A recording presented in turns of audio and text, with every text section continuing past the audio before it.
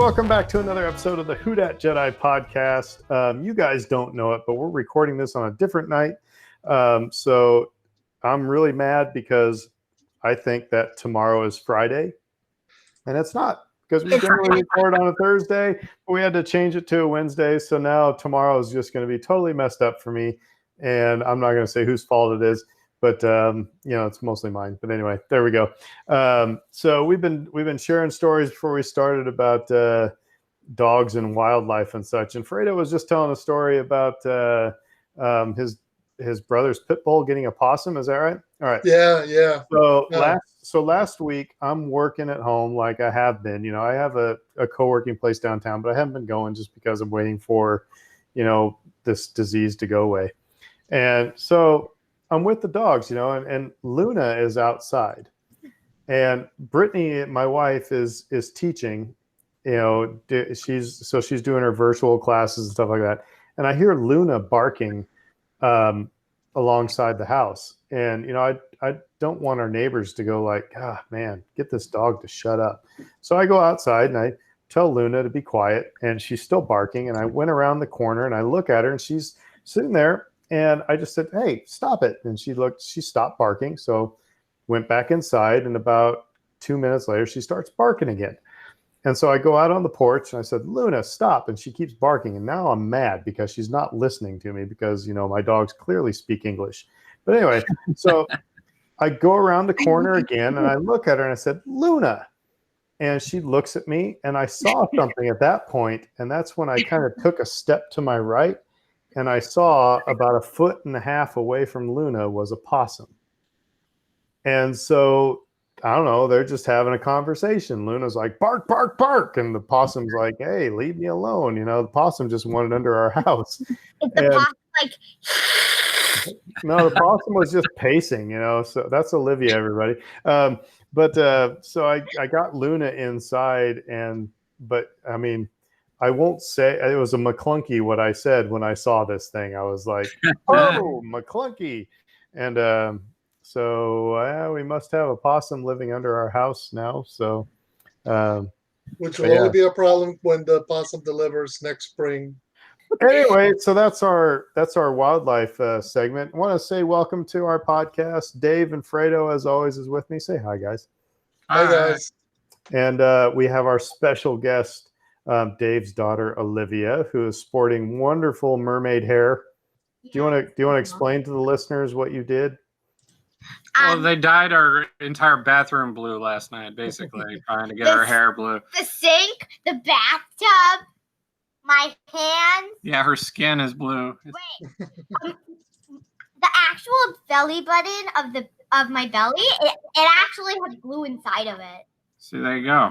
Well, it's a good thing this isn't a video podcast, and so yeah. But so basically, Dave is turning his kids into Smurfs. Is that what's going on?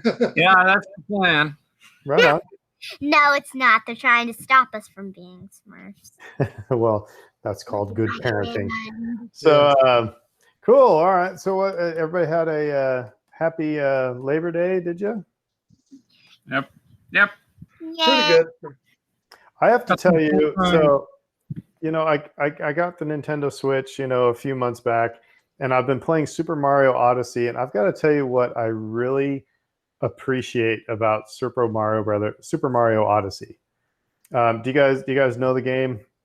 Mm-hmm. Yeah. My brother wants it so badly. The coolest thing about this game is the intentional throwbacks, what I'm talking about mainly is the music.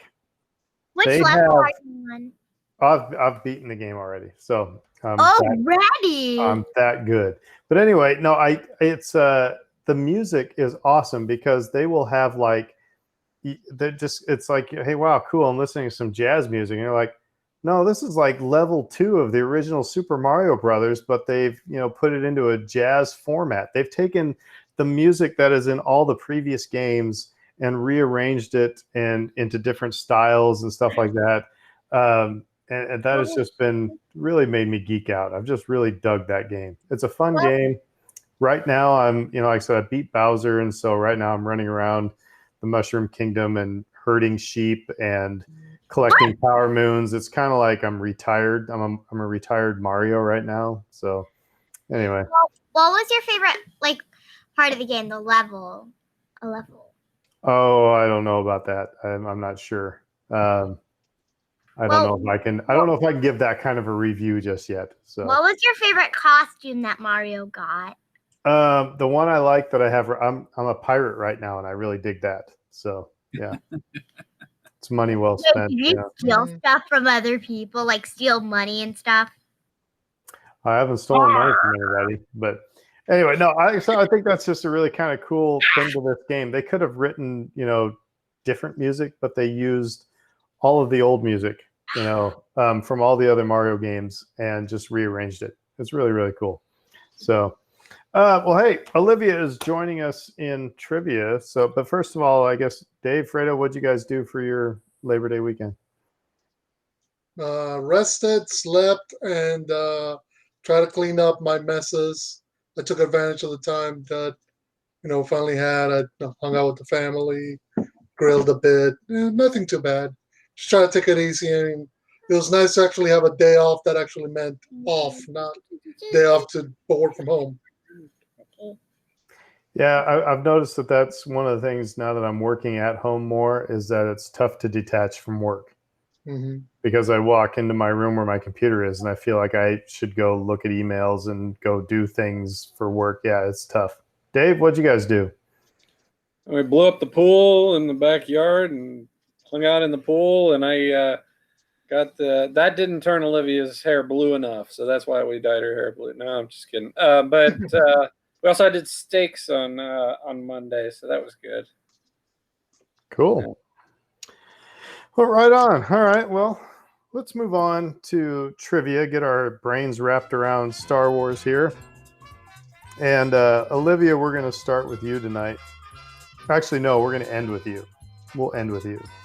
I have your question right here, so I'm going to put that off to the side. All right. So, Dave, let's start with you.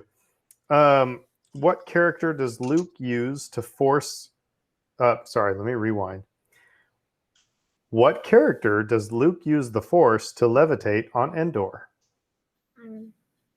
Yeah, I remember that too. It's C-3PO. It's pretty funny. It is C-3PO. Very good. It is pretty funny because it made him, think that C-3PO is a god. They're like, more than God. All right. So, Fredo. Yes.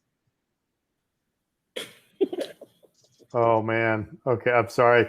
My rule is that if I see a question, I have to read it. Right. What does Shu Mai, the emissary from the Commerce Guild, say Count Dooku's plans, quote, could be construed as? Read it again. What does Shu Mai, the emissary from the Commerce Guild, say Count Dooku's plans, quote, could be construed as? This is from Attack of the Clones. When they're all sitting around the table. Should I guess an act of war? No, it is What not. is it? Treason. Oh, okay, yeah. I'm sorry. Similar Like idea. I said, that was the first one my eyes laid, on, and I was like, "Oh, that's mean." And I was like, "Yeah." But No, you read it. You have to read it. all right. So here's my question, because Olivia's last. Who spends a few moments face down, trailing wisps of smoke on Palpatine's office floor? That sounds awkward. But anyway, who spends a few moments face down, trailing wisps of smoke on Palpatine's office floor? That would be Yoda. Yeah, it was Yoda. It was Yoda. All right. So Olivia, the last time she was on, she beat us. Yes, she destroyed us all. And so I said I wasn't going to be easy on her. And so this is the one. What planet is Bail Organa on when clone troopers try to gun him down? What planet is Bail Organa on when clone troopers try to gun him down? Do you remember in the movie? I think it was inside of. I remember which movie it was. Yeah. So I'm thinking back about about what happened in the movie. So what movie was it in? It was in the third movie that had and it was in the Yeah. third movie. Yeah, Yep, Revenge yep. of the Sith. Yeah. Episode 3. And I don't think he was on a planet It was because on a planet, were- but where was he visiting when they tried to gun him down? Let's start there. Told you, Dave, this is mean. I'm being mean. She's got to learn this one at some point, right? I haven't seen that movie in a while because we've mostly been watching Rise of Skywalker and the other Rey movies. So he went to the Jedi Temple, and that's when the clone troopers started shooting at him. Where was the Jedi Temple? The Jedi Temple is... Remember the name of the planet? Where the Senate and the Jedi. Starts with a C. We might have stumped her. We may have stumped our champion I'm here. still thinking. Starts with a C and then an O. Co. So It's a everybody, planet. It's a planet that nobody can pronounce. well, it's interesting because, yeah, when you first saw it written down, most people had no idea how it was supposed to be pronounced because Even Jake Lloyd pronounced it wrong in episode 1. Who's Jake Lloyd? He was the guy who played Little Anakin. in Yeah. Phantom Menace, All right, so I gave you a mean one. So I'm going to give you the name of the planet was Coruscant. I Coruscant. forgot about that one because I was mostly thinking about the other planets. All right, so here's for double or nothing. All right, we're going to give you one more for double or nothing. So for all of your cred, all right. Who observes that Luke Skywalker has, quote, never expressed any unhappiness with his work? Who says that Luke Skywalker has, quote, never expressed any unhappiness with his work? I feel like it might be either Yoda, or Obi-Wan Kenobi, because they talk to him about stuff like that a lot in the movies. Yeah, That's a true fact. that's a fair guess, but it's actually C-3PO. C-3PO. C-3PO is hard to remember. It's hard to remember what he says because it's always hard to like understand. I get you. He's kind So of which Olivia, which is your favorite movie? I like quite a few movies of Star Wars. We've been watching Rebels together too, Yeah. and she likes Rebels a lot. Yeah. And Sabine had the darksaber, but then she said that she was gonna give it to the Duchess's sister. Yeah. Duchess's sister. So do you like Return of the Jedi? I like it. Do you know Yeah, do you know it pretty well? Yes. All right. So let me ask you this one. Who does Luke tell, then my father is truly dead? He says that to, I think, Obi-Wan. Obi-Wan was only in a little bit. This was He was in like one movie like with Luke. So which movie was Return of the Jedi? Was it the one with the Ewoks. okay, that one. And Jabba the Hutt. Yeah. So he said it to, I think it was Darth Vader that he said it to. It was Darth Vader. There we go. Ding, ding, ding, ding, ding, ding, ding, ding. Suddenly, I am your father. Well, that was earlier. Yeah. Yeah. Then my father is truly dead. But before that, a few movies before that, One movie before that. before that, I am your father. You know, not many podcasts have a 10-year-old special guest, right? So, how old are you? Are you 10, right? 8. 8? I'm All right. Sorry, I know. Dave. I'm sorry. I got her driving Yeah. before you're ready. Well, all right. Cool. Well, thank you, Olivia. Thank you. Thank for you. playing trivia. Thanks for playing with us, So Olivia. So now Yeah. it's you. You're one, us one. So the next time you're back, then it's going to be the tiebreaker to see if you're the champion or the three of us are the champion. So Okay. Next time can we do a question though that's like about a ship or maybe like about a character, like who was kidnapped or like in a movie. You don't get to pick the Or- question. No, I mean like something like that next time because I'm good at questions like that. Dave sounded like the ACT board there. Jeez. Also, I speak Jawa because I have a Star Wars origami book and it has Suga. how to speak Jawa. Uchi means come over here. Suka. Means Suka. egg. Means No, egg. I'm thinking me, Nate, and Harper can dress up as Ewoks and decorate like our cloak hoods thing. You Like know, with our Jawas? Jawas. Like with our own special kind of marks and stuff. And then if one of us sees some like a boatload of candy, we'll shout, I don't Uchi! think you need a boatload of candy. I don't know. It may have to come from mom and dad this year. Anyway, I don't know, Dave, did you just have straight sugar for dinner tonight? Is that what is going on here? well, you're getting the real Olivia here. Or All right, Awesome. guys. You ready to go? Goodbye.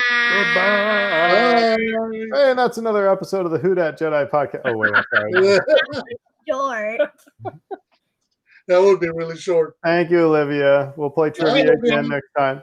This is the second episode I've been in. Yep. It is. This more often. We'll do 3. We'll do part 3. Return of Olivia. Part Return 3. Episode 3. I think we could just leave it at Revenge of the Sith, and it would probably Revenge of be Olivia. appropriate. Well, cool. All right. Well, there we go. I said I was mean. Sorry, man. Like you said, kids got to learn, right? Remember, you got to knock them down a peg. Otherwise, They they start thinking they're going to run stuff. It was like when we played basketball. improving. It was like when we played basketball in my driveway, and my sister was in college, and my dad was playing her, and he hip checked her into the fence, and they like broke the neighbor's fence. He was just like, no, you gotta get past the old man. So, all right, well, here we go. Let's dive into news. It's kind of a light news week, but I think we're going to get Aaron all fired up. I got a funny story to tell you later when we get there. But Fredo. Okay, well, let me go with the one that's more likely going to fire Aaron up first, because the other one's actually a bit more detailed. So, first things first. Last night, Daisy Ridley was a guest on the Jimmy Kimmel Show, which I believe they had Josh Gad as the guest host. So he was interviewing Daisy, who's promoting, I forget what the name of the movie she's promoting out right now. Anyway, so they came up to asking her about Star Wars and The Force Awakens and the whole experience. And so during the questions, one of the questions he asked is, about race parentage. And so they asked her, did she know who Rey's parents were from the moment she set foot on Force Awakens? Her pretty clear answer was no. And then this is some of the quotes that she gives Josh Gad. It's like, at the beginning, there was toying with an Obi-Wan connection. There were like different versions. So really explained that there are a lot of different ideas as they were making the movies, including the concept that she really was nobody, which is what they went with Last Jedi before turning things around. Then they went with the idea of her being connected to the Palpatines. They said that sounds like the Jeffersons. Well, Yeah. moving on up, the Palpatines. So when Josh asked her, okay, who's Rey's grandmother? If Palpatine's your grandfather, she goes, you tell me. Apparently the in-canon novelization answer is that she doesn't have a paternal grandmother. Her father was actually an imperfect clone of Palpatine who lacked any force potential. And he had a daughter with a woman the old-fashioned way after he escaped Exegol. So they asked her, okay, well, so basically, pretty much they start going by the idea of, did you know at the moment when you started making this sequel who your parents were? No, she did not know. They played with the ideas of it could be nobody, it could be Palpatine, it could be a Kenobi. All that was kind of laid in the groundwork, and then for Last Jedi, they picked nobody, and then they turned it around for Rise of Skywalker. So do I start now? Go. Yeah. Okay. So this was the funny. So I was ranting about this because what I said to you guys in our private group message was, I'm glad they didn't go. The Kenobi thing would have been dumber than the Palpatine thing. And I'll get to that reason why here in a second. But let me fast forward to where. So first of all, you got to understand, I get done with work, and Brittany still has some work to do, and so I pour myself a beer and grab my guitar, and I'm playing out on the back porch and drinking a beer, and then it's time to start making dinner. And she asked, "So what are you guys talking about on the podcast?" And I told her what we're going to be talking about, and I said, "Did you see, Daisy Ridley said this, that, or the other?" And she said, "Well, that would have been less controversial than her being a Palpatine." And I went, rah, rah, rah, rah, rah, rah, rah, rah, rah. I said, "Don't you get me started too." I said, "Oh my God, no, that's so dumb." I said, because here's my rant. It's like, first of all, for Palpatine to have an illegitimate kid, let's just call it an illegitimate kid or illegitimate grandchild, whatever, totally feasible. That's total mob, right? I mean, it's totally feasible. You don't even have to spend more than 15 seconds of screen time to say that the Emperor of the Universe got down with some, no name and created a Force sensitive kid. So I know that's not what we're talking about here, but I'm just saying that doesn't take much thought. If it was going to be a Kenobi connection, then you got some splaining to do, because it's like, when is Obi-Wan now? And you can't throw Satine into this because the math don't work. All right, so Satine is out of the equation, but somewhere while Obi-Wan is supposed to be dedicating his life to protecting Luke, he gets down with somebody and creates a kid who then creates a kid who creates Rey. And it's like, no, Fredo, I'm sorry, you can't throw your hands up like that. I'm just going to say, Tusken Raider grandma, I'm just saying. Yeah, it could be grandparent situation.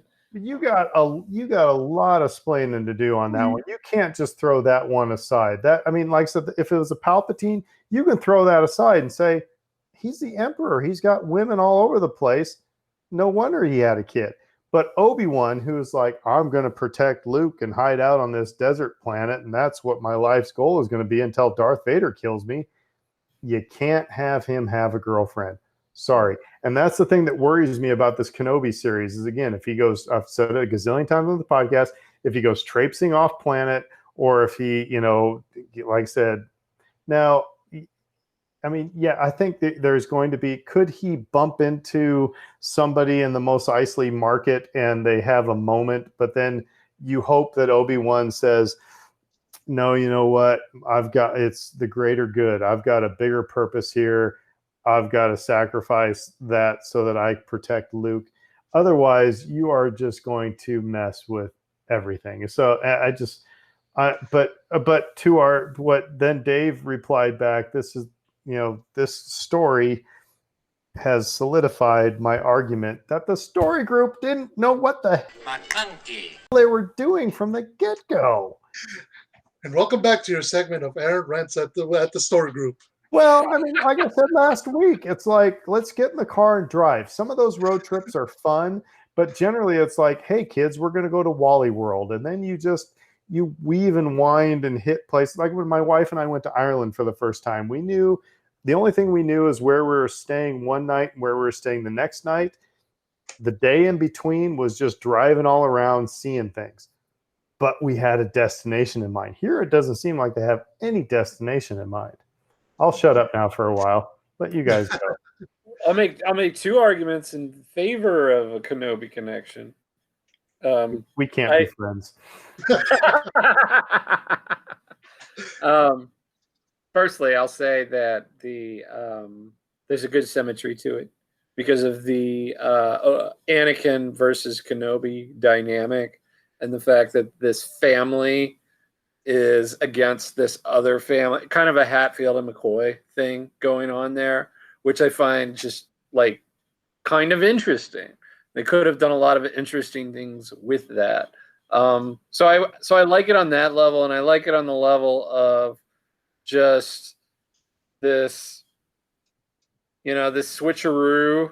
It was like, oh well, she's now the hope of the galaxy, and it didn't come from this particular lineage, and that's where they ended up anyway. Yeah, but that breaks the symmetry you're talking about. And let's also remember that, I'm sorry, Obi-Wan Kenobi is a secondary character. He's supporting cast to this story.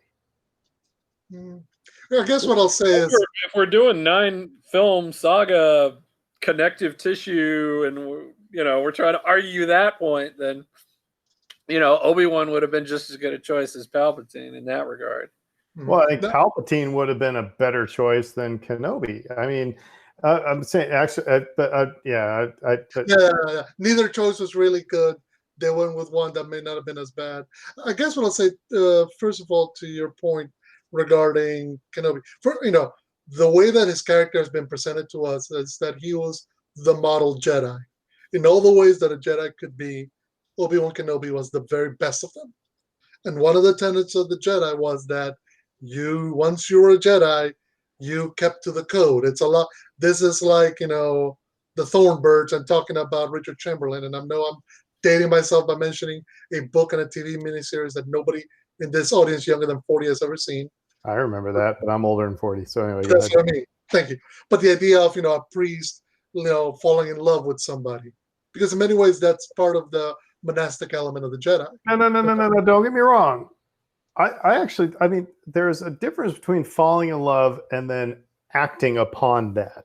So I don't have any problem in the Kenobi series if, like I said, he, develops a relationship with somebody, but at some point he's got to say, no, my focus is here. Anyway, go ahead. Is it strictly Kenobi, though, but based on what Fredo's saying about him being the model Jedi? Because, when we talk about the Jedi Order and how they failed, they had all these rules in place. You can't have attachments. You can't have this. You can't have that. And they ended up sowing the seeds of their own demise. Right. And Luke circles back around to that and talks about how the Jedi were these gigantic hypocrites and they helped destroy the galaxy ultimately. Yes, and that the Order needed to burn. Yes, and but I would argue symmetry in that. I would argue, however, if you're saying that, if he, I don't know if I'm misinterpreting what you're saying, but if he's like, okay, obviously we got things wrong, so it's going to be okay for me to get down with this girl here. No. Do you think that Obi-Wan? I don't think Obi-Wan and Yoda ditched any of those tenets. No. On the contrary, I think if anything, that's the only thing they held on to, because put it this way: this is something they devoted their entire lives to, as these characters, to the Jedi Code. And it failed, and it destroyed the galaxy. They were forced to go into hiding, forced to go into exile. The only thing that they have that's still kind of keeping their hopes alive is the hope that Luke and Leia can come around and be trained as Jedi. So everything that we know from the character is that he devoted himself to the next 18 years to watching over Luke and waiting for the moment where he could train him to stand up to Darth Vader. Which is That's not a character. That's his penance. That's what I'm saying. That's his penance. Right. And that's why in this Kenobi series, if he does anything to sully that penance, it's like if I go to confession and I tell the priest what I did, and he says, all right, go do 10 Our Fathers and 10 Hail Marys, and then I turn around and go kick somebody in the nuts, then what was the point of me going to confession? It lessens that act of contrition. So that's what I'm saying is that, if that Obi-Wan, from what we know in the story right now, Obi-Wan's job is to take care of and to protect Luke. And I'm going to also bring it back to, it's kind of like, I remember, my mom and dad got divorced when I was 10, and about 3 years later or so, whatever, my mom got remarried. And I remember one time asking my dad, said, "Hey, why don't you get, remarried like mom?" And he said, "My job right now is to get you guys out of school and get you on your own. Then I'll worry about myself." Mhm. I remember that. God, what I was about 13 at that time. I was like, "Holy crap!" That's a selfless thing. Not to say that my mom was selfish to get married. I'm not saying that at all. But that that act of, no, I'm watching after you, then I'll worry about myself. Obi-Wan didn't have time to worry about himself after watching over Luke. So, Mhm. but let's As presently constructed, that's his character, and I appreciate that. I'm with you in liking that about him, but they could have redefined the character if they'd wanted to, and he could have been a more flawed man than the version that we currently have. But let's get back to the larger point. the bigger point, which is they didn't know what they were doing. They Or were. did it? It was. Did It was. It was like my band getting together for a gig, and they said, "Hey, Aaron, where's the set list?" "Oh, we'll just call tunes from the stage." Mhm. Or crud. I've only got 5 guitar strings. That's all right. I'll still be able to play the chords for the most part. I mean, it's I don't know. It's like, what were they doing? Because remember, and this is one of the things that the article talking about the story over on StarWarsNews.net mentions, that in Force Awakens, when the moment when Rey touches the lightsaber, the last voice she hears is Ewan McGregor as young Obi-Wan going, "These are your first steps." So actually, but she heard 2 voices. She heard Palpatine and she heard Ben's or Obi-Wan's. In other words, they knew that there were 3 paths they were going to take: Obi-Wan, Palpatine, nobody. They also heard Yoda's voice too, right? Yeah, Yoda was in there. But Okay, so maybe Who'd okay, Yoda get down path, with? 4th path. Hey, look. Baby Yoda came out of someplace. So yeah. But that's the point. It's like they seem to know that this is what the 3 ways that they wanted this story to go. What kills me is this: the moment they picked one lane, which is what they picked in Last Jedi, stick with it. We're fine with you if that's the story you want to tell. But they couldn't commit to it. I'm sorry. I'm cynical here. I think this is reverse engineering. I'm cynical that I think they had Ewan McGregor, do his line in The Force Awakens because they could and they thought it would be cool. I don't think it had any sort of story development. It was just like, hey, we could get, because they got Alec Guinness to say Rey just by clipping his audio. I mean, all those things made sense that she would start hearing Jedis like, hey, let's get Ewan McGregor. He's not doing anything. So he, scurries down and does his recording. Then everybody says, she's a Kenobi. I think they're reacting to fans' reaction because, why else would Ewan McGregor be there? Well, because he's the only one alive. I'm sorry, but he's the only one they could get. So, I'm cynical on that. And then, well, no, because consider, I mean, you have Hayden Christensen around. Imagine if he had dubbed another line somewhere in there. I liked those theories for whatever it's worth better than I did she's a Skywalker or oh she's a Solo, because it just seemed like lazy storytelling to me. Maybe it would make more sense for the character, but I'm like, well, really? We're going to do that where there's a family reveal? At least with like Kenobi or the Emperor, it's sort of out of left field.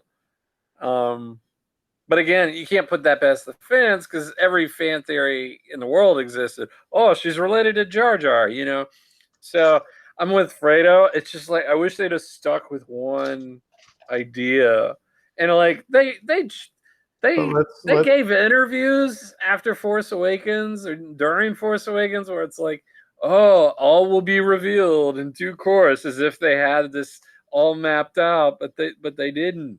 But that's the same BS that anybody uses when they're like, if somebody comes up and says, "Hey, will you play Brown-Eyed Girl?" "Yeah, we'll do that in the next set." I mean, you lie to people when you don't know or if you don't want to do it. I'm really sorry to be Joe cynical here, but I mean, I don't think J.J. Abrams had any idea, and I don't think he had any intention. Just And so I think it was like once these things started to drop, I just think we're giving them way too much credit. No, And I'm sorry, if he knew in Force Awakens, then when he got the job for the Rise of Skywalker, it wouldn't be that big of a cluster F. that's what I was going to say. Yeah, That's that's what I my was gonna point say. exactly. Well, that's what we're all saying. We all agree with that. It's like Yeah. they're making these interviews where they're like saying, "Oh, there's a plan," but we know there's not. We know there's not. And that's what. Oh gosh, it's like a microcosm of what the government's doing to us right now, right? It's like the virus is going away. But let's also look at this from another perspective. It's like, all right, so we've got Daisy Ridley's interview. We had John Boyega last week taking a stance against Disney and Lucasfilm. Then you also said today, Fredo, that Oscar Isaac said he wouldn't do a Star Wars film unless he needed money for a new house or something. Yeah, no. Did their NDAs expire or something? I mean, well, remember, for a lot, for actors, in their contracts is written a certain grace period upon which they can only talk in glowing terms about their products, and they can't really be honest. But that's beyond the point now, because not only has the movie been released out, the DVD's released out, the Blu-ray or whatever, so they're beyond that point now. They got their money, so it's like, all right, well, it's not just they got their money; they're for good out of the hands of Disney.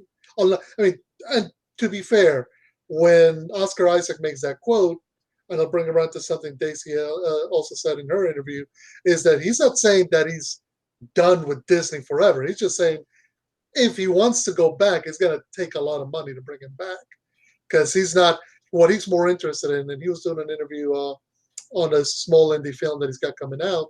He's more interested in that aspect. I'm sorry. To that, I will say that Harrison Ford came back and did, another Star Wars movie. Yeah, and how much they pay him to do it?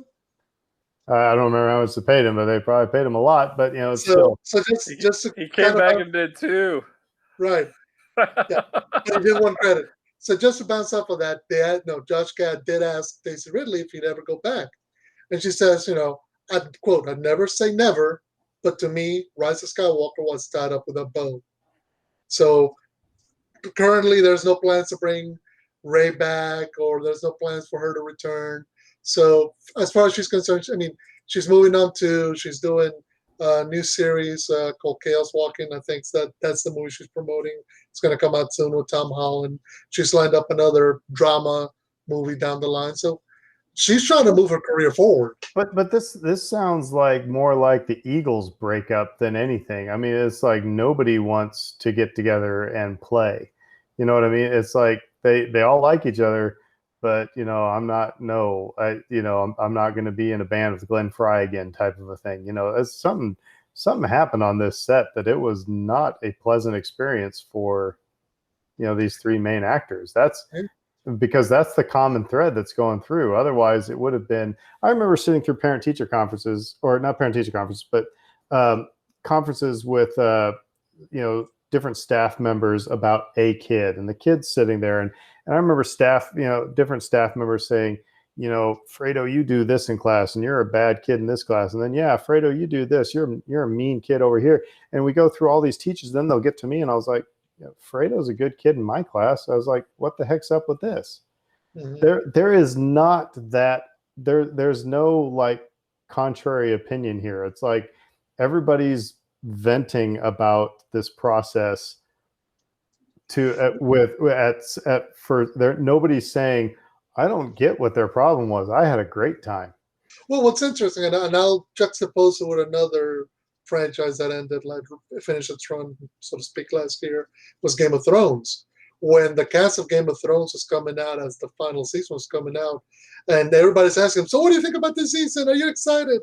And they're all forced smiles, and yeah, it's all right, and it's nice. And what they didn't want to say is, no, this is not what I thought we were going to end with, and this was rushed, and it does a disservice to my character, which now you go back and you look at the Blu-ray special moments, whatever, when they're reading their scripts for the final episodes, and you see in their jaws drop at what's actually going to happen, and they're like, Are we sure this is what we want to do? So in some ways, their experience with one another on set with the directors may have been fine, but it's clear that there was some disconnect between the story or the plot or the plan that they've had in their minds for their roles and the way that things kind of broke apart or broke, to put it in different ways as the sausage was being put together. And I don't want to read too much into the immediate aftermath. They're all burned out. I mean, they just are. They're like, I'm done with this for a while. I don't want to be dealing with it. I'm tired of answering all these questions about it. Every interview I do, I have to talk about Star Wars. I get all this fan feedback. I kind of want to put it off to the side for a little while. And if I'm honest, that's something that happens a lot with major movie franchises. The moment that those actors are allowed to be off of them and their choice is often to go and make small projects, independent films. They're not ready to run into the arms of another major franchise. I mean, shoot, Oscar Isaac, for all his talk, is the trailer for Dune premiered today. Talk about a Star Wars reference there, and he's front and center of it because he's cast into those movies. But by and large, most major actors, whenever they leave a big, epic, multi-movie saga, they're not running to another one. They want to go do something small, something quiet, as opposed to another big bombastic thing. So anyway, I mean, it's a heavy lift too. I mean, like, you're talking however many months of shooting and then reshoots and again, the press tours that go along with all that. Poor people. I mean, it's not just that. But it's not just that. I mean, you're talking, okay, you're doing the movie. Okay, you're doing the video game. Okay, you're doing the press tour. Okay, you're doing the Blu-ray DVD commentary. Okay, you're doing every con around the globe. And you can say, okay, so somebody on this podcast then tell me who forced them to sign the paper. You signed because they didn't. They did not. They did not get hornswoggled. And I'm sorry. Yes, I get it. That it's like when you get done with it, it's like, okay, I'm kind of done. But there's one thing about being, and I don't want to. I like all the actors that are in this movie, but it is one of those things where it's like there's something to be said about just saying, all right, I'm done with Star Wars, and now I'll just go do other things instead of, I'm done with Star Wars and I'm not going to do Star Wars again unless I need to buy a bigger house. That's kind of why do you take the dig, Oscar Isaac? But I'm going to back off for that again and say something has caused this, that there is something. I mean, I'm still waiting for the true Hollywood story on, the sequel trilogy, because this will be an interesting story to tell. Yeah. Well, speaking of interesting story to tell, the other story that I want to talk to, and we'll spend a segue off of get Aaron to quit griping and just move on. Yeah. No. Again, tune in next week for Aaron had rails at story group to be continued. But no, actually, the next story is we had a big spread story on Entertainment Weekly for Mandalorian Season 2. They got access to it. They had photos on set. And so they're talking about how the fact is everybody falls in love with Baby Yoda. I think I forget which actor said as they're walking past, Baby Yoda's there, you start talking to it like it's alive, it's going to start replying back to you. But no, so just a few highlights from the article, because it's really good and everybody should read it. John Raiders are back. Yeah. Jon Favreau, first of all, says that the way he knew that the show had kind of hit it big was when they're talking about it he goes to France and he sees this big old graffiti on the side of a road of Baby Yoda. And he's like, the show's not even there. It hasn't premiered there. How the heck did you guys get it here? Never mind, hit this. But it says it hit the zeitgeist at a perfect moment. But in some of the quotes that they go regarding, apparently it's Jon Favreau who writes the stories, but Dave Filoni is the one who keeps him on track and tells him, no, you can't do that. So in some ways, the same way that George Lucas worked for Filoni in Clone Wars is the way Favreau and Filoni are working on Mandalorian. Let's see. You know, speaking of, regarding about dialogue, it says there aren't dimes in Star Wars, not a dime a dozen dialogue. Every line has to hit. But I'm trying to get to some of the stuff. Okay, so expect the Outer Rim to get a lot more crowded in season 2. Note there's a rogues gallery of actors who are going to come in. Rosario Dawson as Ahsoka, Tamora Morrison. That's the first confirmation we've gotten of that. Yeah. Yep, playing presumably some version of a clone trooper or iconic bounty hunter Boba Fett. So they're hedging their bets. Katie Sackhoff confirmed as Bo-Katan. Michael Biehn and Timothy Oliphant as unknown characters. Gina Carano says some of the characters are true, some of them are not true. So, and she even says that season 1 was very much laid back. Season 2, they're only getting their own scripts for their episodes they're in. They're being ushered to the sets in black cloaks and hoods. She mentions that she's working. Apparently, her character is going to be teamed up with Grief Karga, Chips, for this season. Oh, no, I'm sorry, I totally misunderstood. Okay, so the article says, talks about all the people who are rumored of being in. None of these are confirmed. Well, they're talking. I mean, Gina Carano says that some are, some aren't. Okay, so right. I mean, some are, some aren't. But she's trying to, actually, no. When she means some are, some aren't, she's discussing, who's not been confirmed because again, it's all secret. What's been confirmed is some of the directors. So Rick Famuyiwa coming back. Carl Weathers is going to be directing an episode. Robert Rodriguez, whom we knew, and Jon Favreau is actually directing the season premiere. So he's actually get behind and I believe, I was going to say maybe Pedro, but no. And actually, let's see, I'm trying to get to some of the stuff about season 2. So Mando and the Child, pursued by Gideon, will serve as a source of temptation. In classic Star Wars villains trying to lure the heroes down a dark path. Giancarlo Esposito goes, I'll be going toe-to-toe with Mando. I want to disarm him mentally as well. Who knows? Maybe there's an opportunity to get him to fight some of my battles for me. So you may think I'm a villain, but I'm trying to harness energy and powers for a path that could be best for us all. So, and regarding the Darksaber, he says, it's exciting for me to be in a show where I can wear a cape and where I can have a lightsaber and really own it. So I guess we're expecting to see him wielding the lightsaber, the Darksaber. Which means he's got to be swinging up against somebody with a lightsaber. Otherwise, it's so yeah, I think we're going to see some Ahsoka stuff here. Mm-hmm. Well, okay, so interesting. You mentioned, because we mentioned Yaddle right quick, and Yoda maybe being a grandparent. He said when Jon Favreau came up with the idea of the child being kind of the thing that everything swings around, and Dave Filoni kind of warned him, saying, "Look, that's very tricky because we've never had this species that's out of Yoda and Yaddle in the prequels, so it's kind of sacred. We have to be responsible when we're telling a story with what we're deciding to do, because the fans want to know things, and things are it's a calculated, careful decision. So if you tell a good story, they'll go with it, but expect a lot of questions." So let's talk about a couple things here, because I forgot to mention this last week. I saw a speculative article. Baby Yoda and Anakin Skywalker are the same age.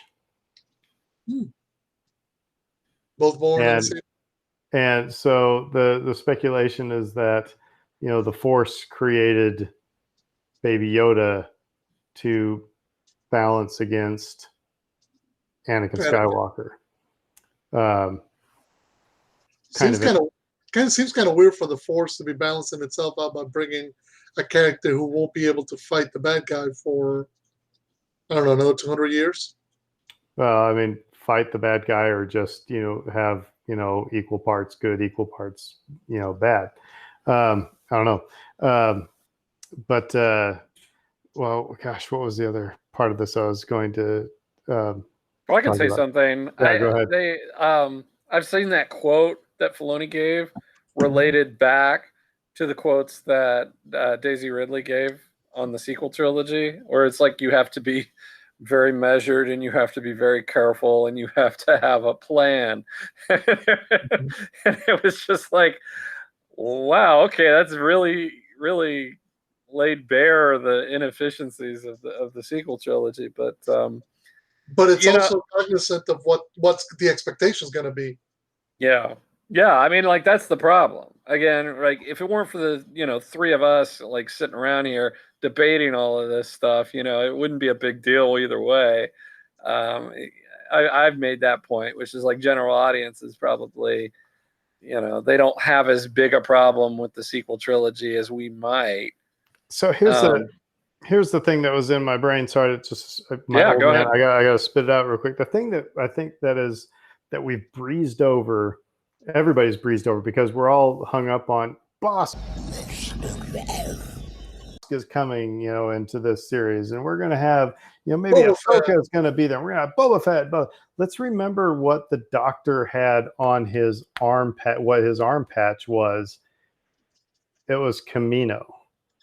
It had something to do with the Kaminoans. So there's something to do with cloning here, and I think what's interesting is, like, everybody's wanting to see a trailer. They love the Entertainment Weekly articles. I love it too, but we're all talking about the superficial things about who's going to be in it, and not where what's the story look like, and let's look at the cues that was given to us in season 1. And one of the biggest clues was that Kaminoan patch.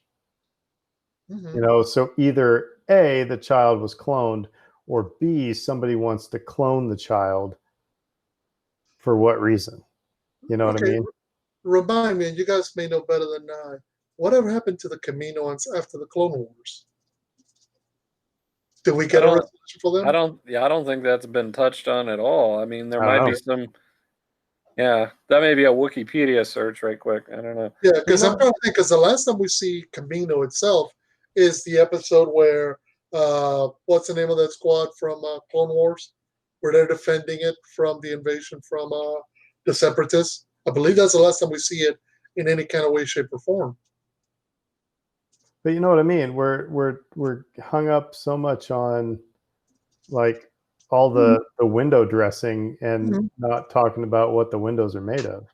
Well, exactly, because in some ways, first of all, the window dressing is cool. It's exciting and it's awesome, and you want that window dressing for your house, but it's also part of kind of the magic trick that comes with storytelling. It's look, Boba Fett, look, live action Bo-Katan, look, maybe Ahsoka, but these are the characters who are going to give it flavor. It's not the base. The base of the story remains the child and Din Djarin. It's their story, so.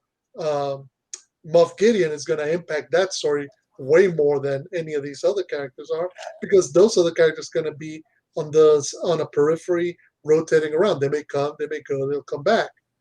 But it seems like it's very much Mando's quest to find either Baby Yoda's people or to bring him to the Jedi, or in the meantime keep him alive while Moff Gideon is chasing after him. Now, why is he chasing after him? Why do you want him in the first place? That's one of the mysteries that season 1 set up from this very first episode. So 2 questions. 1, do you think we will get a trailer? And 2, do you think we need a trailer? Yes and no. So yes to the first one. I think we'll get a trailer sometime. Because, remember, we're now at the start of September. This show will not come out till literally the next to last day of October. So we could probably still go another 2-3 weeks and then get a trailer. That's perfectly fine.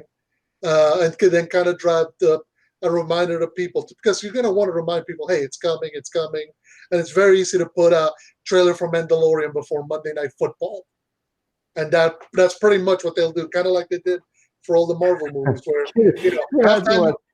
Can you imagine what Monday Night Football is going to look like this year? Yeah, cheap. Exactly. Cheap. Air conditioning running. but that's the model that Disney, with its various media arms has taken to it. They'll premiere the trailer for any of the Star Wars movies during halftime of Monday Night Football. So I'm pretty sure we'll get one then, probably either at the tail end of this month or beginning of next month. Do we need one? No. I mean, unless you've not seen Mandalorian or somehow skipped it, you pretty much know if it's something you want to see or not. And if you want to see it, it's October 30th. I'll say yes and yes to your questions. I don't personally need a trailer. I know we're going to get one, and it's because they want to drum up subscriptions to their service, their subscription service. So they're going to release one. They have to do it. It's the responsible thing to do. Do I personally need a trailer? No, not at all. So right quick before we finish off the article, because I did touch base on the impact of COVID-19 on them. So they say that they're filming wrap 4 days before the industry-wide shutdown caused by COVID-19 in March. But the team had to figure out its labor-intensive post-production process in the era. And they say the biggest challenge was pulling off the orchestral score by Ludwig Göransson, because you have to have people recording remotely or in much smaller groups very far apart. So Jon Favreau says, we're finally hearing the music now, so we're mixing episodes in, and it's remarkable what they're able to achieve under the circumstances, which is something I didn't think of, but yeah, you can't have a 90-piece orchestra all gathering together in the time of COVID. No, but you can certainly get like one violin player to play both violin parts, just track them separately. Then you can, if they know how to play viola, you can do it with just as much studio magic. I mean, but my point is now you're having to take multiple days and multiple people and kind of, instead of, okay, we're just going to knock this out over a week or whatever, the music's written, we're just going to go. Now, now you're having to piecemeal it together as opposed to one piece. Yeah, but what I'm saying though is, again, speaking from experience, is that you would think that having the entire orchestra together to record would be the simplest way, but there's intonation issues and there's timing issues that if you got 90 people and the 89th person screws up in one place, then then everybody's got to redo it. If you can get for all intents and purposes, a string quartet and a couple brass players that can record all these parts and then just track them. I don't think it's that as big of an issue as probably what they want to make it. It's more interesting for the story. I'm just saying that, like I said, when that Prince played all the parts on his albums, when the Boston albums were all recorded by two people, and then they just taught it to the rest of the band when they went to tour. I mean, it's been going on forever. Sgt. Pepper's was recorded on 4 tracks. So, I don't think that's as probably big of an issue. Yeah, it probably made them go, what are we going to do? But yeah, because you got to figure it also probably impacted all the special effects, all the post-production teams. Now you're having, instead of having your special effects, ILM team at Skywalker Ranch devoted to Mandalorian. They're all working from home and they're all having to share files across San Francisco and the Northern California area. Yeah, but that was, and again, not to make this, Aaron is going to be contrarian all, through this podcast, but when they were filming episode 1, I remember them talking about how, wow, this is so cool. We can send dailies, via the internet to people in California. So Lucasfilm has been prepping for this for quite some time. It's not like, oh heavens, whatever will we do? I mean, it threw a stick in the spokes, but I mean, they have ways now which are far easier to make, to put it together. But still, I'm pretty sure they were trying to figure all this out as they go along. And go, oh, we can do that. Okay, cool. Make one quick note on Kamino since we were talking about it. Right. Apparently, they addressed it briefly in the Darth Vader comic, where a clone trooper said that he heard that they'd shut down all of the cloning facilities, and that was it. That was the last reference. So at some point very quickly after the end of the Clone Wars, they shut it all down, and we haven't heard from them since. Yeah, which brings up the fact that they had a non-Camino wearing their uniform, so to speak, and trying to get his hands on Baby Yoda.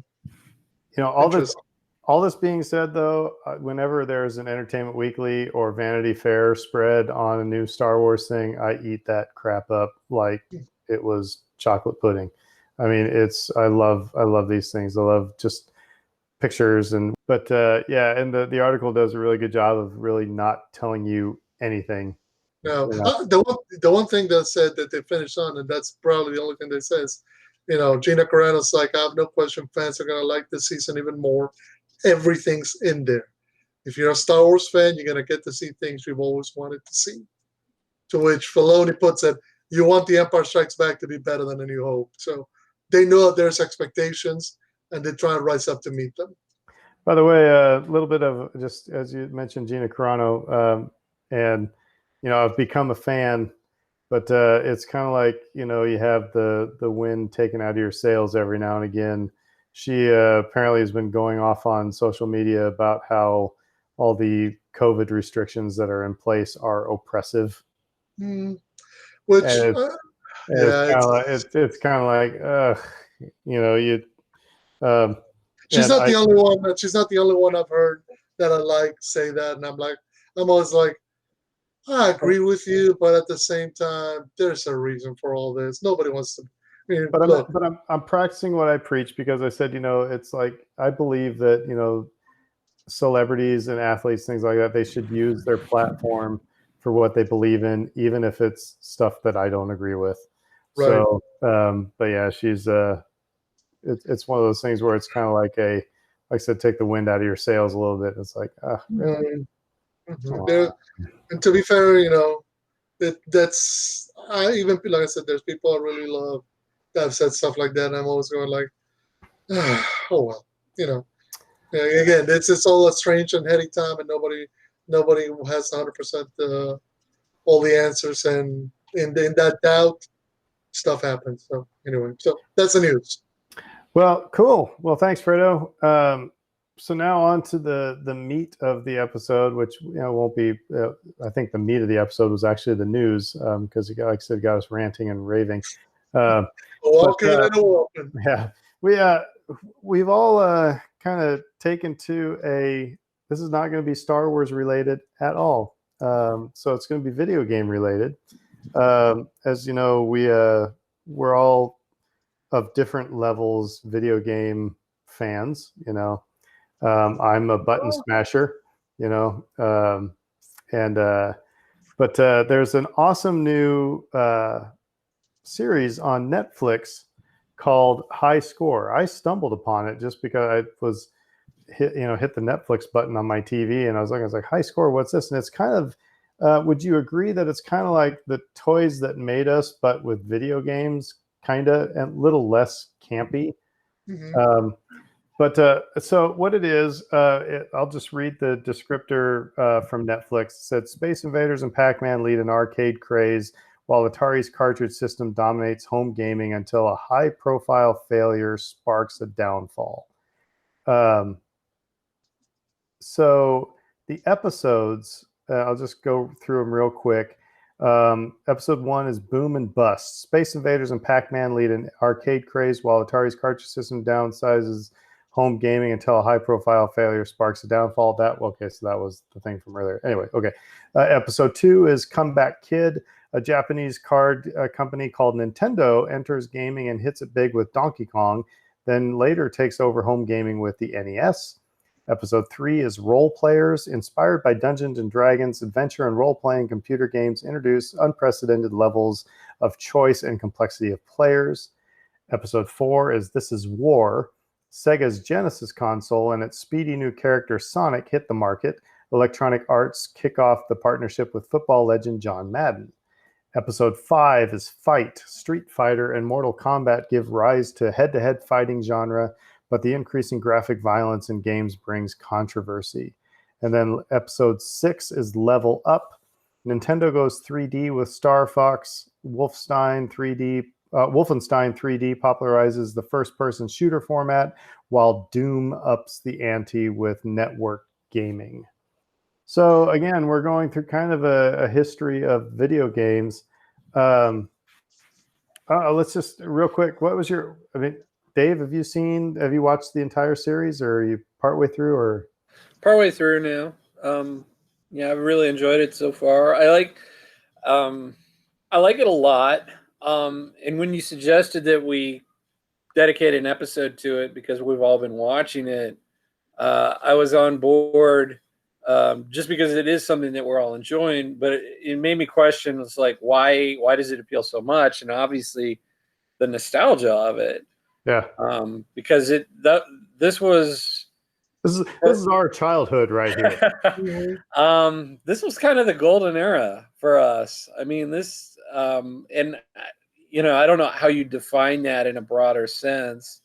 You could say, oh, well, the PS2 sold more units than any other console, so that would be the high watermark.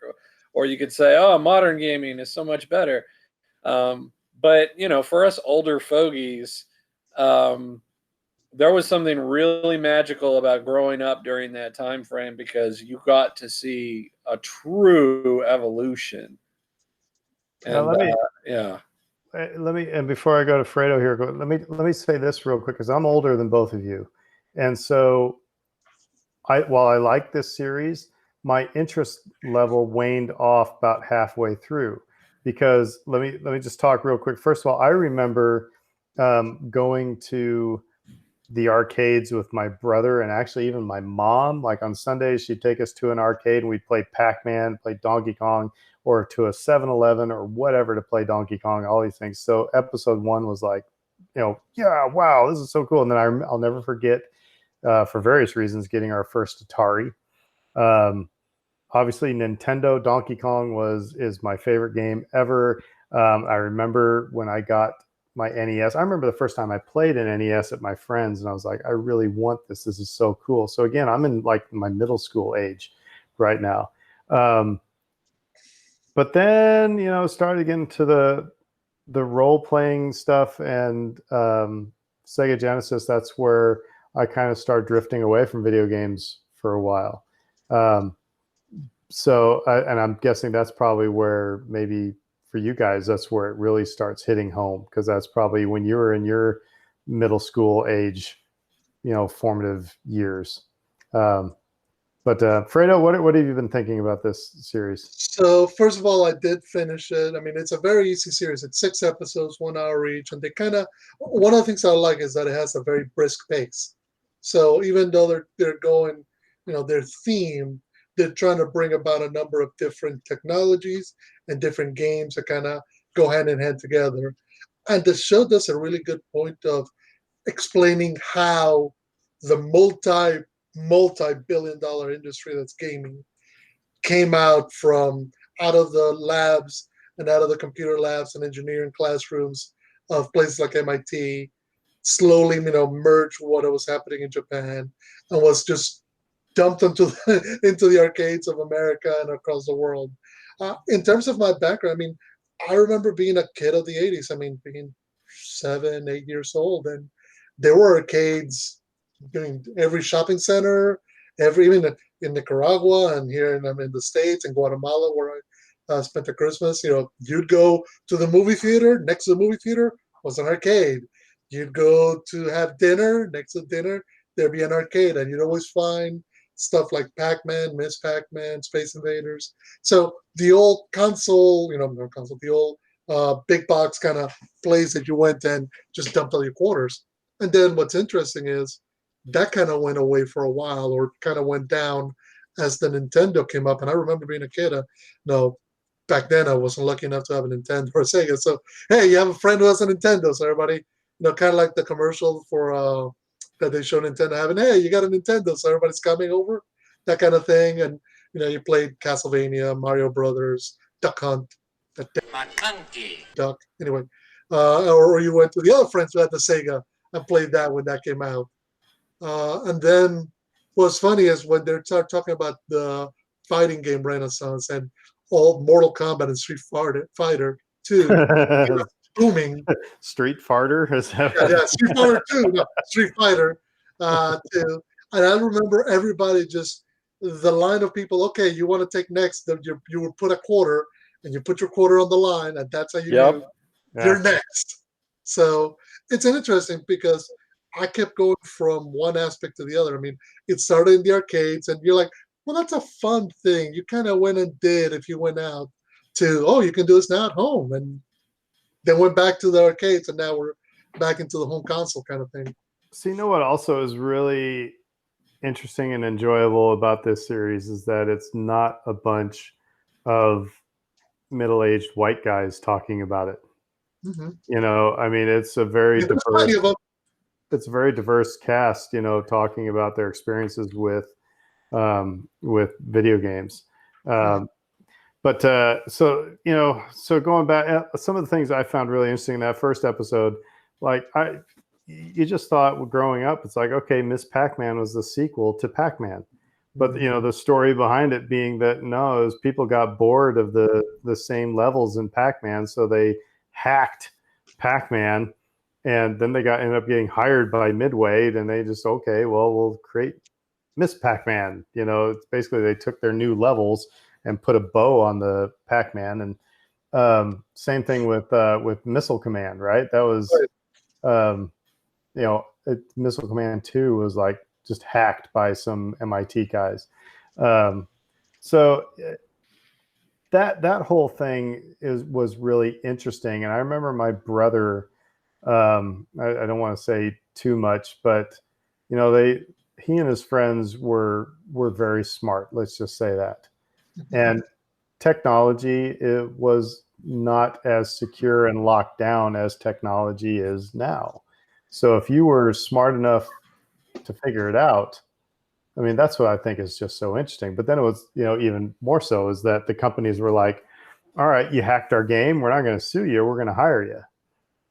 Because what happened, I mean, and that's one of the elements that the show kind of they tried to sue, but then they end up hiring them. But anyway, go ahead. One of the things that the show was very good about getting across to you as the audience is that you were very much on the cutting edge. Nobody had done any of this. So it was very much, hey, you bought a machine, you took it apart, you figured out how to make it better. Well done. Let's say, okay, show us how you did that. The episode on the Game Boy and trying to turn it into a 3D machine, and how the guys in England who did that were hired by Nintendo, and they're the guys who helped code and design Star Fox for the SNES. And it's because, you know, they all show up and they're like, wait, how did, you know, they fly them to Japan and they're asking them, how did you do that? It's like, okay, let me show you. Which that's so funny because, you know, they talk about Star Fox like they just, you know, I don't know, created a whole new world. And you look at Star Fox and it's like you're looking at the original Star Wars video game. You know what I mean? Mm-hmm. It's just interesting how, because I've been playing Mario Odyssey, you know, where it's clean graphics and 3D and everything. But I don't know, Dave, what episodes have stuck out to you so far in this? I mean, like, I love what you referenced with the Miss Pac-Man stuff, especially because if you think about it in the context of where someone might look at that particular series today, and its importance. It's like, yeah, I know Pac-Man was important. You hear about a lawsuit probably every 5 months relating to Pac-Man or Ms. Pac-Man, and it's like, well, why? Why is somebody getting sued over Pac-Man? Didn't we figure all that out, 40 years ago? No, they didn't, because. So sorry. Talk about the famous lawsuit that involves Donkey Kong and Kirby. How are those two things linked? Well, yeah, I know. There you go too. I mean, like, IP in video games was like the Wild West back then, and it's still to a certain degree that way, because you've got a lot of like smaller developers, indie developers doing smaller games, and there's people constantly on the lookout for possible infringement cases. And like you said, it's this mega billion-dollar industry, so people are constantly looking for a way to make a quick buck in there. But yeah, the Donkey Kong example, clearly based on King Kong in some respects. And they had to litigate that in court with Universal Studios. It's like, well, how closely associated is this to King Kong? Do you owe Universal some money? Like you said, the lawyer who they ultimately represented them and helped them win the case, they named a video game character after him, Kirby. And it kind of looks like him too. Yeah, and I think he made the joke that like you're gonna name a video game character after a lawyer who might sue you for infringing upon likeness rights. I mean, come on, this is ridiculous. So that was a great story as well. But in terms of like how this stuff relates to the now, I think like that's just like really interesting because it's still going on.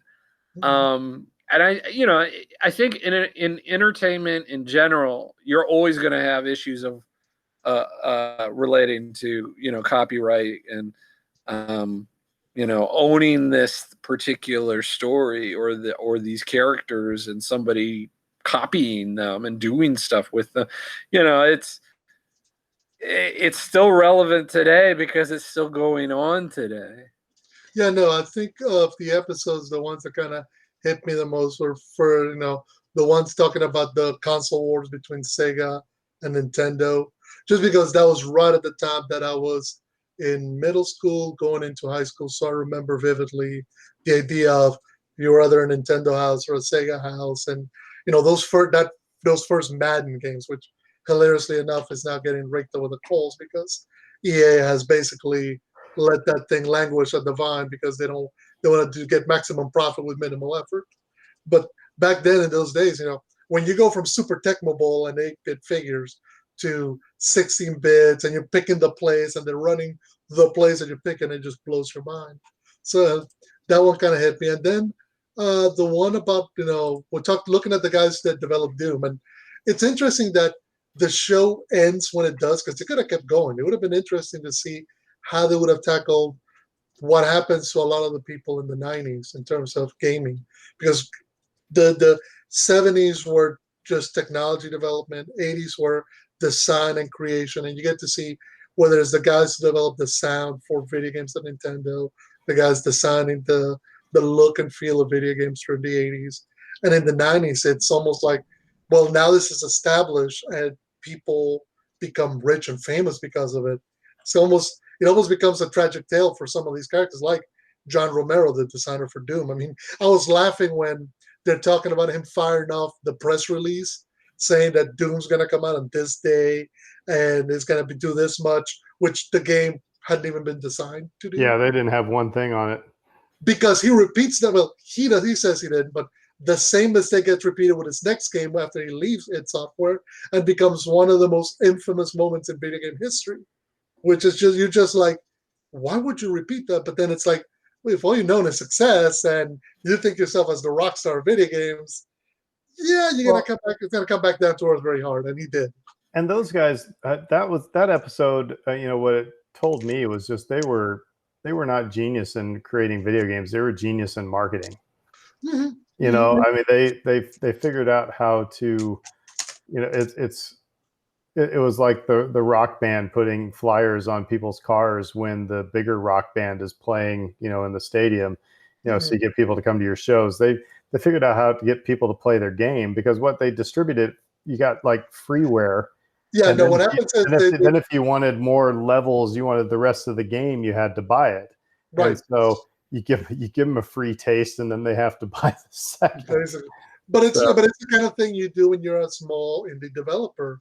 If you're not Nintendo, that's one of the things that, the show doesn't get into, but it's, if you're a Nintendo, if you're a Sega, you have a corporation backing you. If you're most of the indie developers, you're on your own. You're coding and you're making it work in your spare time, doing it late at night and whatever. You're almost having to hack other people's, and I think they mentioned John Carmack hacked it. So what's it, Super Mario Brothers 2 to get side scrolling to work. Yeah. Totally putting themselves up at risk if they ever release that to the public. but that idea of, okay, we don't have rules here because, well, we already, we're living on the, kind of on the edge here. So there's another thing that was really, my wife and I talk about this a lot, especially when we go to Disney. As we're talking about, when I was a teacher and she's a teacher, we talk about, kids have a very narrow view of what kind of jobs are possible.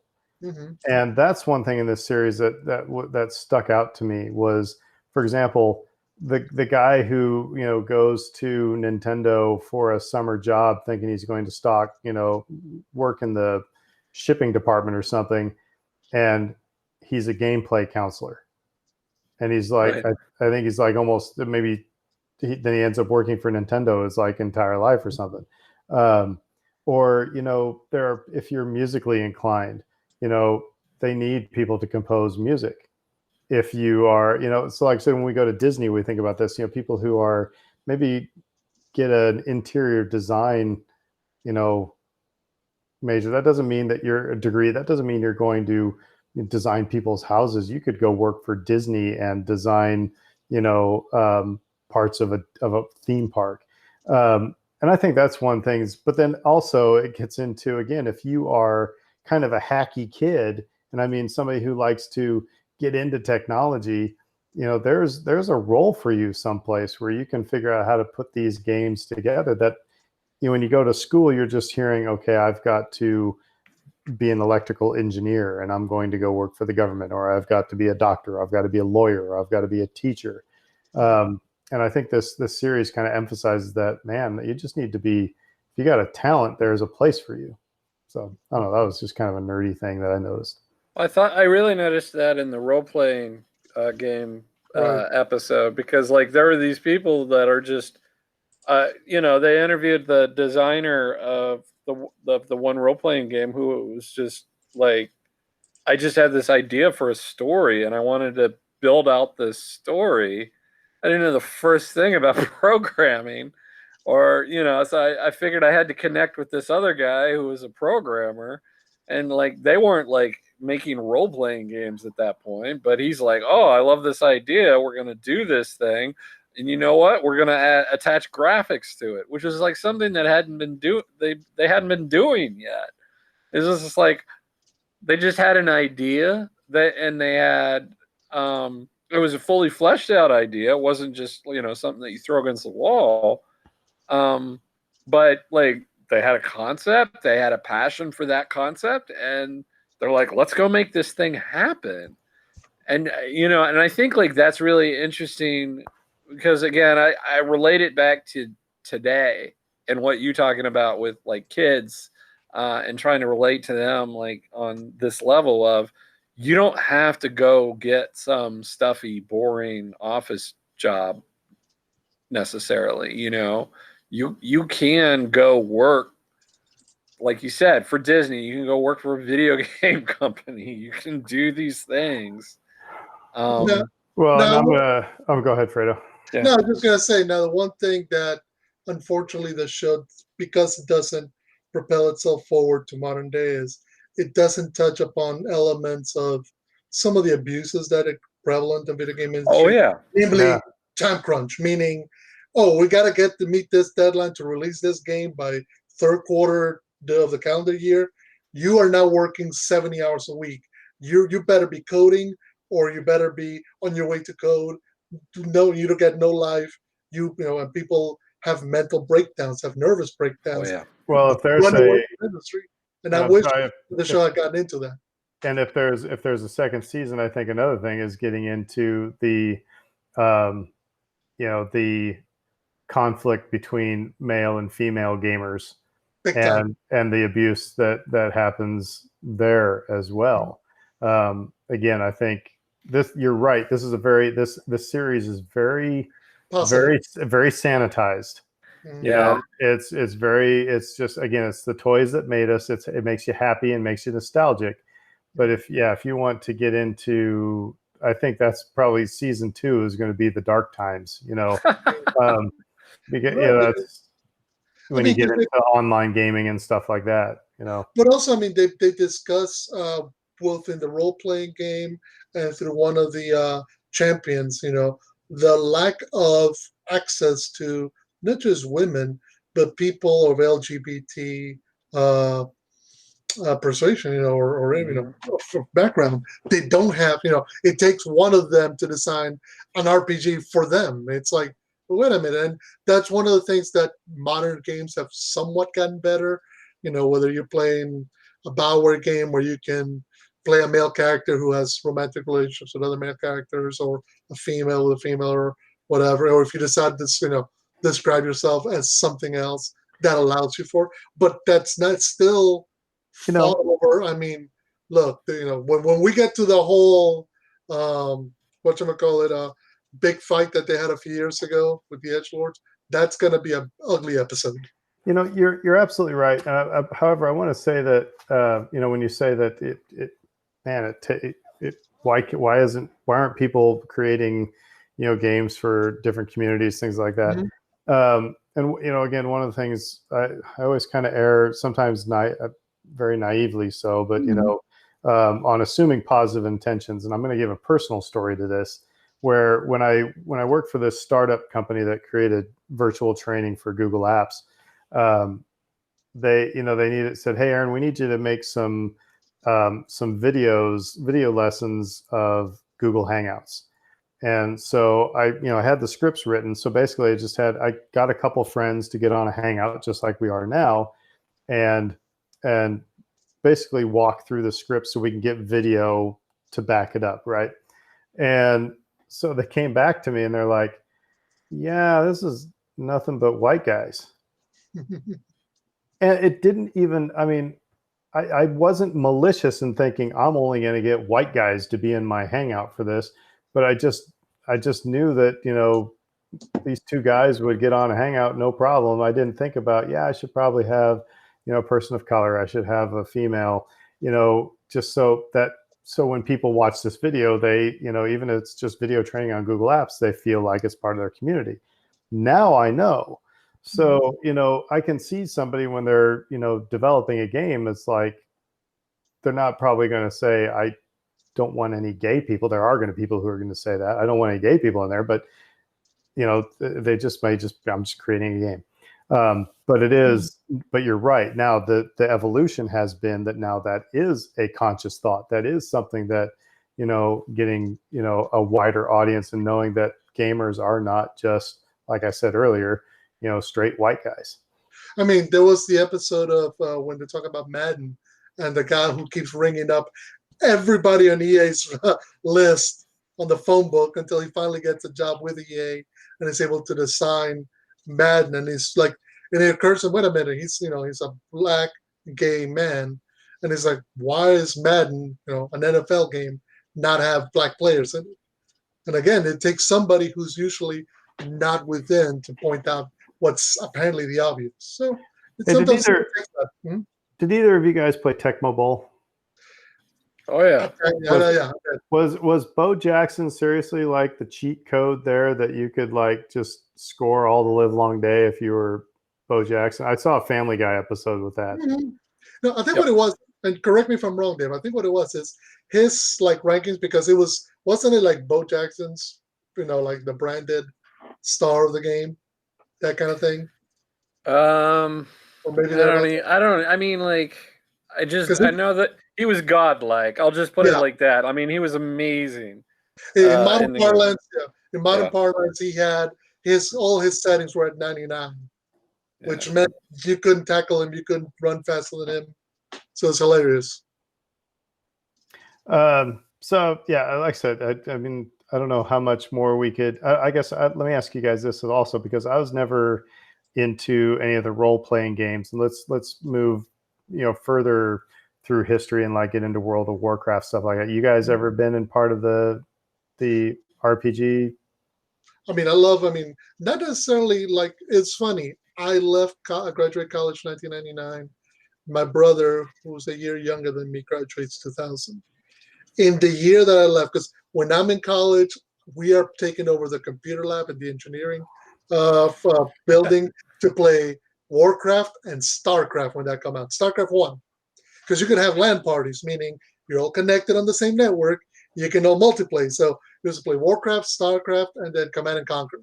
So it's real-time strategy games where you're battling one another. The year after I leave is when EverQuest comes out.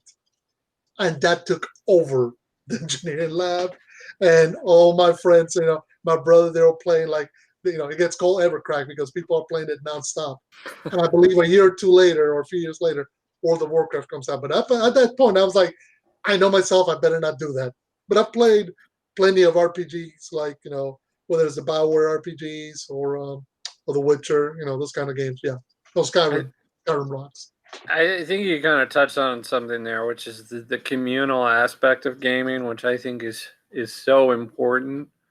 Like when you're talking about the early days, it was like, well, I'm going to the arcade, and I'm plunking down my quarter, and this kid over here, he may or may not be somebody I already know, but after we go a couple of rounds on this game, Street Fighter or whatever, we're going to know each other a little bit better after that. And then you talk about like how that evolved over time. You talk about LAN parties. People nowadays, they probably don't know the first thing about what that would look like. Like, why would that be necessary? We had high-speed Wi-Fi, right? We had this. We had no. You did not have those things. So you needed like a really fast Ethernet connection. I was about the same age when I was in college in the mid to late 90s. And that was a big gaming time for me as well, because again, you're stuck in a dormitory with, a bunch of other dudes and you're like, well, what are we going to do? It's like, later on we're going to this party, but what are we going to do for the next 4 hours until the party? It's like, oh, well, let's play this game. And you could hook up, on different computers or different, gaming systems from different rooms, and you could, club somebody's head in from down the hall and hear their reaction from down the hall, them screaming, and that was a very satisfying experience. So, I think what also, when you again going through this series, that's the evolution of games. You see, it ends kind of on the 3D element, and obviously now the big thing is VR, and I don't think VR is close to affordable yet for mainstream, and for it to be good. But that's the thing that's kind of struck me with getting the Nintendo Switch, is that now it's like I can be playing my game, on my big screen TV, and then it's like, okay, I gotta go to the bathroom. I can just take it with me into the bathroom. Not that I have yet, but or it's like, hey, what you doing in there? Continue your game, or it's like, okay, we got to go on a road trip to wherever. You can throw it in your bag and you can have it on the airplane with you. The fact that you could have multiple people play on this little tiny screen if you wanted to. So it's interesting to me to see, I guess, where how technology evolves through all of this. Yeah, because you mentioned like being in the dorm and okay, it's Friday night, you're about to head out, but before, what you're gonna do? And people just getting like, and I'm gonna again dating myself, GoldenEye 64 for the Nintendo 64. That's the first multiplayer game that everybody it's you got a group of like 5-6 people. You gotta wait for this round to finish, and whoever the last one or whoever's the worst one gives up the controller and off you go. And those are fun times because again, it's the idea of being able to play one another, which now is far more common because multiplayer, and I think that came out of Halo and Halo 2 a few years afterwards. But the idea of being able to connect with one another and play against one another, because that's one of the things that the show presents. It's the initial challenge for you was beat the game, and slowly, whether it's the fighting games or the sports games, the challenge becomes no longer just beat the game, beat your opponent, beat the other person who's playing against you at the same time. And that creates a different dynamic because, as the guys from Doom say, all of a sudden that opponent that you're facing, they didn't code, they didn't program. They're moving whatever way a human being thinks that they're gonna move, and they're gonna shoot, and they're gonna react. So it both creates a a new challenge, but it also creates a dynamic that's completely out of the hands of the programmers. I like what you brought up because that was a great theme of the series too. Was just this idea of the business of it. It's like people talk about NES hard. I think that's a phrase that people throw around. It's like terms of like how hard these games were back then. Because you're plopping down $50 of your hard-earned money on a game. You don't want it to end, 3 hours later. And they don't. These cartridges that they were limited with back in the day, they didn't have the ability to program some super long game, so they just made them harder. Right. Well, so you don't feel like you're getting ripped off as a customer when you get this game and it's like insanely difficult because it prolongs the life of the game.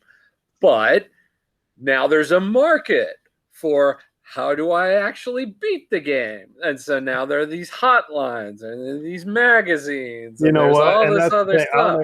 stuff. You asked me, how did I've said it before, how I beat Mike Tyson in Mike Tyson's Punch Out. But if I didn't have Nintendo Power, I wouldn't have been able to, because I picked up on all the little, cues that they give. Or Mario Brothers, I would never been able to, Super Mario Brothers wouldn't be able to beat, that game without Nintendo Power. So yeah. But by the way, now it's shocking to hear, but back then you didn't have commercials for video games. I mean, Mike Tyson's Punch Out may have had a commercial, maybe Tecmo Bowl, but most video games, or maybe something tied into a movie like Batman, but most video games did not have commercials like, say, the latest Call of Duty will be all over NFL screens in a few weeks. So the only ways for you to know what game you're getting was either through something like Nintendo Power or seeing a friend who had bought it play it. So a lot of times when you're plopping down your $50 to get a game, you're going in completely blind. You're hedging your bet that, well, the cartridge looks cool and this game sounds interesting and I kind of heard somebody say it was cool, so I'm just going to give it a chance. Well, that's how I was going to say, that's how rentals became such a big deal. That was my deal. I was just going to Yeah. say that's how I learned about most of my games. Is that, when I was in middle school and didn't have anything to do, I went to Blockbuster and rented a video game. Mhm. Rented a couple Nintendo games for the weekend. So yeah. Yeah, but like to Fredo's point, this is like we're flying blind here. And it's like $50. That's not a small amount of money for a teenager. So I said, but I love how they're like, all right, well, if you beat this game, we help you beat the game. Then you want to purchase the next game, So it was just kind of fun to think about the tightrope that you're walking. You can't make the game too easy, but then you have to give them a way to actually defeat the game so that they feel they got their money's worth out of it, but then they beat it so that they move on to the next thing and spend their money some more. So the last thing I'm gonna leave you with a little bit of education, like geekdom here, is some random stats. When we were teaching educational theory, they said the average student needs a basically 50-50 chance of getting the question right or wrong to have adequate, level of concern, adequate motivation. The gifted student needs it's like 80-20 or 90-10. They need, there's a 90% chance that they could get it wrong for them to feel like adequately challenged. And, the special needs kid it's kind of the opposite. They need about a 10% chance of being able to get it, a 90% chance of being able to get it right to be adequately motivated. And video games, you can't differentiate all that well unless you want to play level 1, level 2, level 3. But you're right, Dave. That is how do you split that middle? Because of the three of us, like I said, I am not the gifted gamer. I've talked about it. I need to be able to smash buttons. Otherwise, if it's like you said, if it's too hard for me, I'm going to put the game down and no, I'm not going to buy the second game. But if you beat a game, you're like, that's it. Heck, Yeah. I'm going to go outside and play basketball. But so anyway, no, good. It's a good series. So people listening, if you grew up in the 80s and 90s, man, and you even put a quarter down on a machine, you need to watch this because it's very educational but fun. Like we said, it's sanitized, but it's also diverse. It's just really kind of good look. Fredo, you put up your finger. Yeah, I was just gonna say. By the way, do you know who the host was? The narrator's voice was? No. It's Charles Martinet, better known to you and I as the voice of Mario. Oh, awesome. So even that, I got a video game connection there. So we are the Who Dat Jedi podcast. We got to talk some Who Dat stuff here. First of all, Alvin Kamara has not signed his contract yet, but it sounds like it's getting close, so that is good. I'm not as worried as last week when we were freaking out. But we're playing the Tampa Bay Buccaneers on Sunday.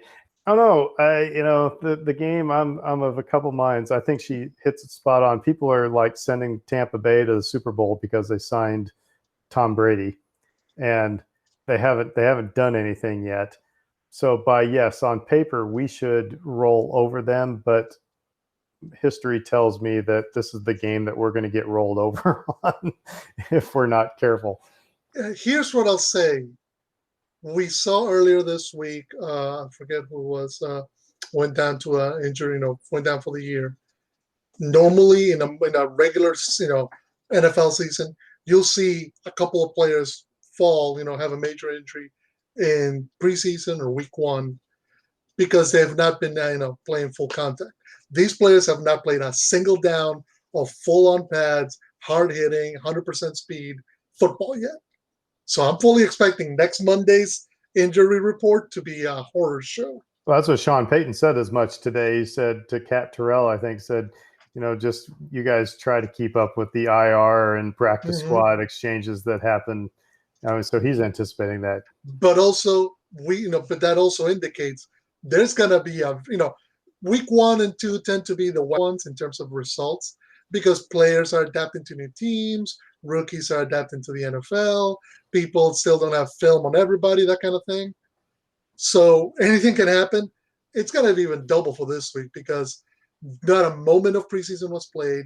You don't know what, we have no idea what Sean Payton's been cooking up. You have no idea what Bruce Arians has been cooking up. And to be honest, maybe Brady and Gronkowski and Mike Evans. Actually, I think maybe Mike Evans is a game time decision now. I don't know. But, that team in Tampa, they may have devised some sort of scheme for week 1. But having a scheme and being able to execute it like the coach draws it up is 2 different things. And in this instance, you should value the experience that the Saints have because they're coming back by and large together as the team from last year. 2 things I find interesting. One, Nick Underhill said, and it's true, and this is a Saints fan with the chip on her shoulder, where it's if Tampa Bay wins, then it's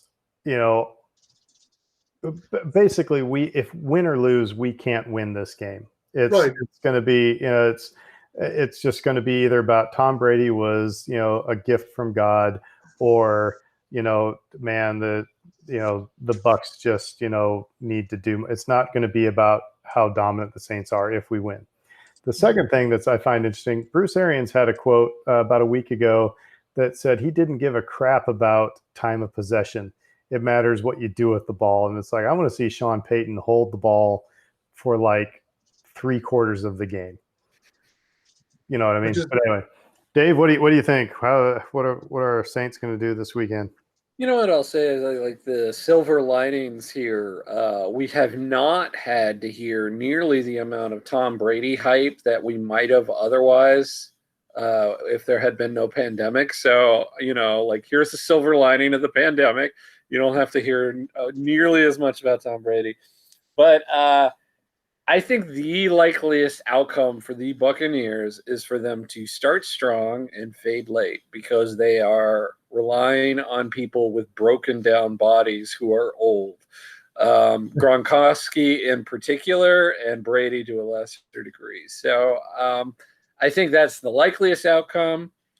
If the Saints can pull this off in week 1, I don't think it's very likely at all that the Buccaneers will be able to catch them later on in the season. So it becomes an important game in that respect. But I'm kind of with you, Aaron. I'm like, wacky things tend to happen in these spots, and Fitz magic. Yeah. So I'm not going to say the Buccaneers are going to absolutely win this game, but I'm not feeling real confident about it either. So I don't think I'm ever confident as a Saints fan. It's when my dad always said, "So Saints going to win?" I was like, "Don't ask me that. I want them to win, but it's just I just live in the moment and just I can't predict anything anymore." So, yeah, I mean, I'm reminded of the last home game I went to, the Saints game, which was the game against the Browns, where the Saints should have lost, but the Browns kicker decided to have the worst game of his life. So that's how he won it, because he kept missing field goals and extra points. So, like I said, week 1, week 2, they tend to be wacky. Then as the season progresses, you tend to settle on what level you're playing at.